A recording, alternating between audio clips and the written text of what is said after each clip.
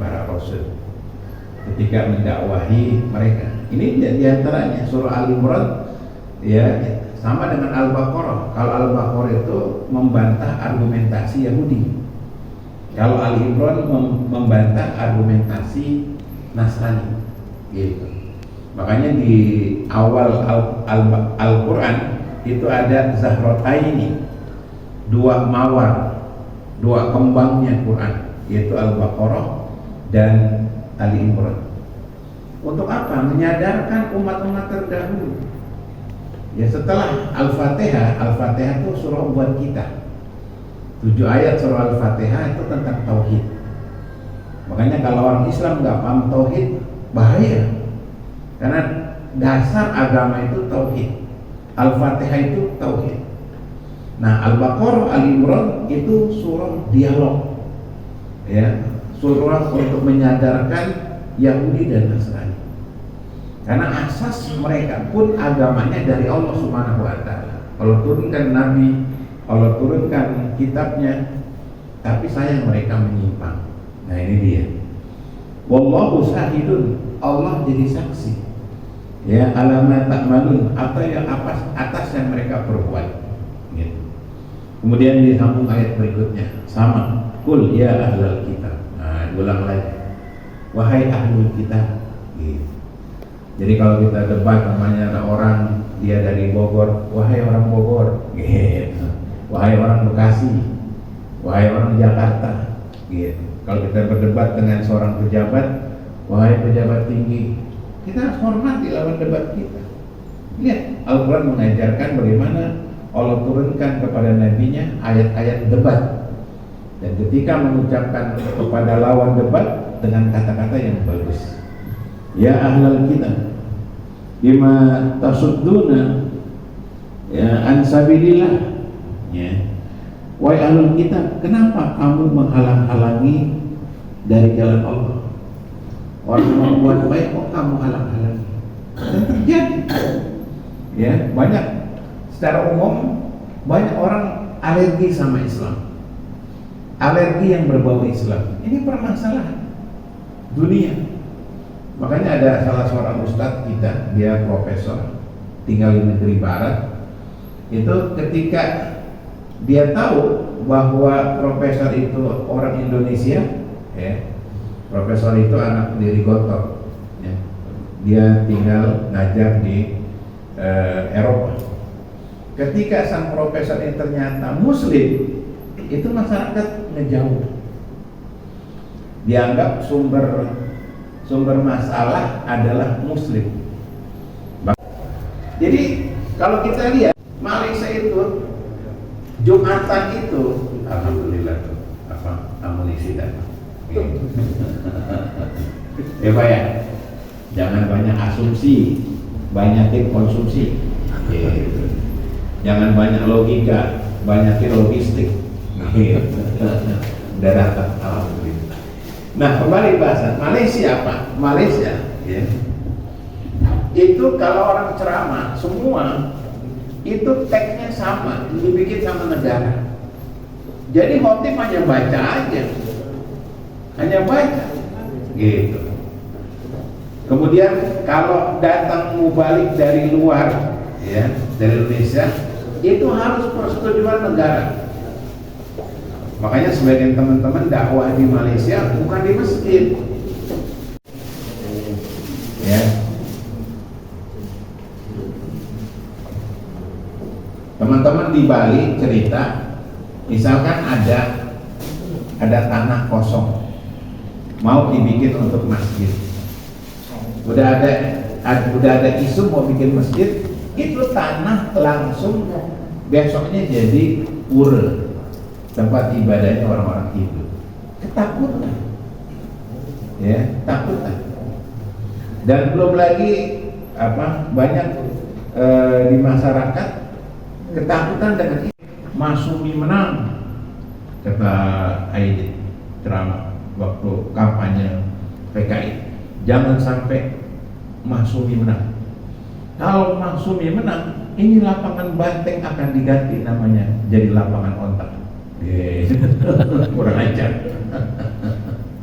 intinya bagi kita, fokuslah buat diri kita sendiri, buat keluarga kita, dan kita belajar agama karena Allah, belajar tauhid dulu yang pokok, gitu. Ya, dan kesalahan itu jangan langsung cepat kita vonis, boleh jadi kita yang salah, bacaan kita yang kurang, gitu. Bacaan kita yang kurang, hati kita yang nggak bersih, gitu. Jadi kita nih Pak, seharusnya memandang seorang muslim itu sebagai saudara, memandang orang kafir sebagai yang harus diwaspadai, musuh, al-wal wal bara. Ini ke kasus Pak, sama muslim galaknya luar biasa, sama si kafir, ya, karena si kafir itu bosnya, dia mau minum homer. Kok kamu minum homer? Basa-basi Ustaz, yang penting kan gak mabuk. Kurang ajar, yang penting gak mabuk. Itu sama kayak Aceh.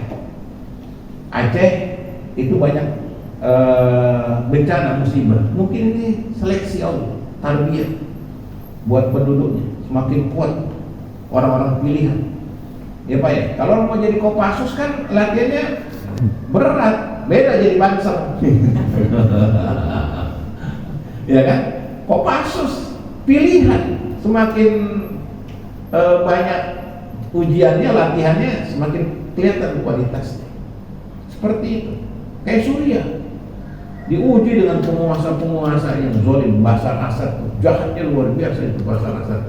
Kalau kita lihat cerita-cerita di internet itu, diuji tabah orang Suriah, diganti oleh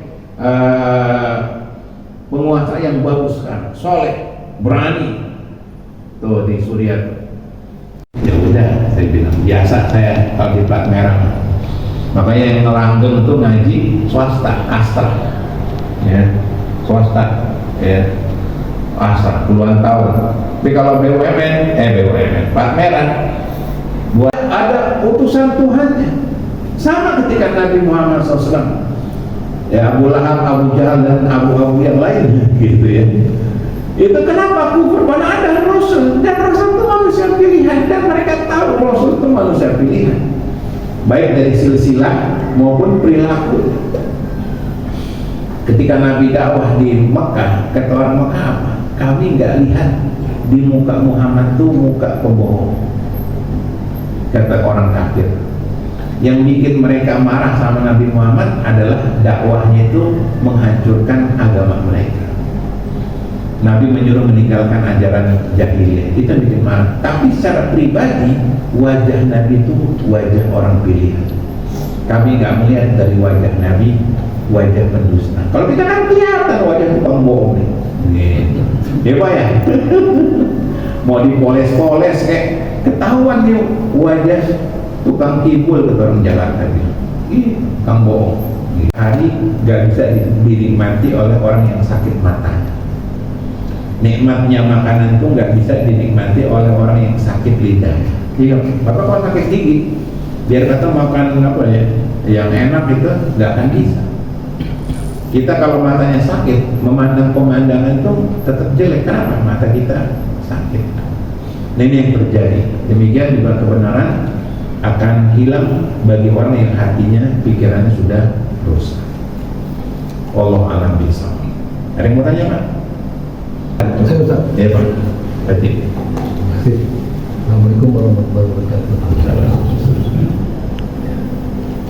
Ini mohon bertanya sekaligus barangkali dapat nasihat gimana kita menjaga hati supaya bisa terhindar dari godaan atau pancingan-pancingan yang membuat kita itu akhirnya memecah ukhuwah Islamiyah itu. Ya. Jamaah sekalian, pertama memang agama ini harus tulus. Kita belajar agama karena Allah, bukan karena yang lain. Ya. Kita siap untuk memperbaiki diri kita, reformasi mental kita. Ya, wa mahyaya wa mamati lillahi rabbil alamin yang kita baca. Kita agama itu untuk mereformasi diri kita. Itu yang pokok. Jadi jangan sampai kita beragama buat menghukumin orang lain. Buat kita dulu aja. Makanya ayatnya ku anfusakum wa alaikum nar. Jaga dirimu dan keluarga kamu dari api neraka. Jadi asas agama itu untuk memperbaiki diri. Jangan orang belajar agama buat menyerang orang lain di dunia. Kadang salah. Dia boleh menjadi mengkoreksi orang lain umpamanya. Kalau memang itu terjadi kesalahan. Tapi itu bukan pokok, yang pokok itu buat diri kita, agama buat diri kita. Gitu. Sama sekarang ini orang ngaji, itu tujuan ngaji itu buat nilai ustaz. Makanya banyak orang ngaji itu nggak jelas. Kemana? Kesana. Figuri. Yang penting agama tuh buat diri dulu. Ya, nggak usah agama buat nilai orang. Itu satu ya, penting pokok dulu. Yang kedua, agama itu yang paling pokok adalah akidah, tauhid, hubungan kita dengan Tuhan. Gitu. Tauhid. Ya. Jadi kalau bapak-bapak belum paham tentang tauhid, cari pengajian-pengajian tauhid. Baik tauhid uluhiyah, rububiyah, dan tauhid asma wa sifat. Ya, ada pengajian bahas Asmaul Husna, ikut sampai biar tahu tentang nama-nama Allah. Yang ketiga, membersihkan hati itu, perhatikan, membersihkan hati ini merupakan pokok dalam kehidupan. Betul pernyataan Bapak. Makanya ulama yang spesialis masalah hati, Ibnu Qayyim, masalah hati itu menghilangkan kedengkian, gitu. Jadi kalau ada kaum muslimin yang salah, yang kita hilangkan kesalahannya, bukan orangnya yang kita musuhi, gitu. Dan menilai kesalahan juga harus jelas, jangan sampai kita yang salah nilai. Bikinin soto nih, bikinin soto, ya baik, juga antakku, gitu. Ustadznya bikinin lapis logete kan,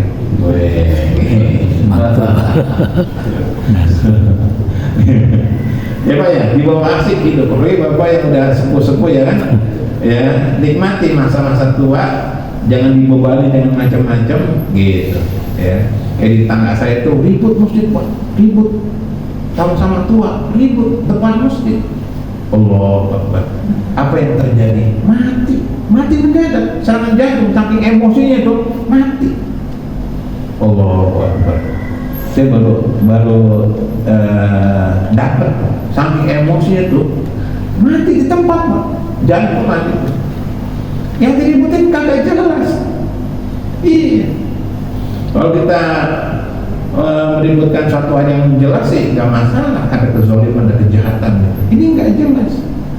Cuma ini mesti hati-hati Pak. Hari tua itu harus dirawat. Hari tua itu dirawat. Ya, betul. Ya, udah Bapak.